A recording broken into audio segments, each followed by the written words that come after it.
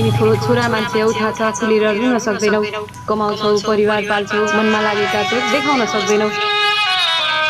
म भन्दिनँ हरेक केटा मान्छे गलत हुन्छ, प्रेममा धोका दिन्छ भनेर। तर तर तिमी सक्छौ भने कुनै नारीको सम्मान गरिदेऊ, सक्दैनौ भने बदनाम पनि नगरिदेऊ न। धेरै केही होइन, प्रेम गरेको मान्छेलाई आफ्नो नाम उसको थर गरिदेऊ, उसको नाममा आफ्नो थर गरिदेऊ न।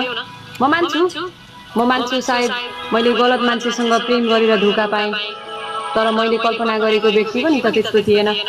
सुन, मैले कल्पना गरेको मान्छे निकै सामान्य थियो, तर त्यही सामान्य प्रेम पनि मैले पाउन सकिनँ।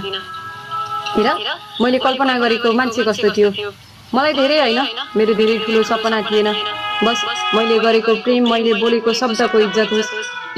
मेरो मात्र होइन, मेरो हरेक परिवारको इज्जत होस्। मेरो मात्र होइन, मेरो हरेक परिवारको इज्जत होस्। म रुँदा आँसु पुस्ने उसको हात होस्, मेरो हरेक सुख दुःखमा उसको साथ होस्। बरु बरु उसले मायाले आफ्नो अङ्गालो फैलाओस्, बरु म मायाले उसको पाउ चुम्न सक्थेँ। उसको खुसी मेरो मृत्युमा नै किन नहोस्। म हाँसी हाँसी मृत्यु चुन्न सक्थेँ। तर मैले चाहेको सामान्य प्रेम पनि पाउन सकिनँ। मैले चाहेको सामान्य प्रेम पनि पाउन सक्दिनँ। तर यदि साँच्चै सुन, तिमी आफूलाई एउटा असल पुरुष सोध्छौ भने, यदि तिमी आफूलाई साँच्चै असल पुरुष सोध्छौ भने, तिमी मैले कल्पना गरेको जस्तै कसैको लागि बनिदेऊ न।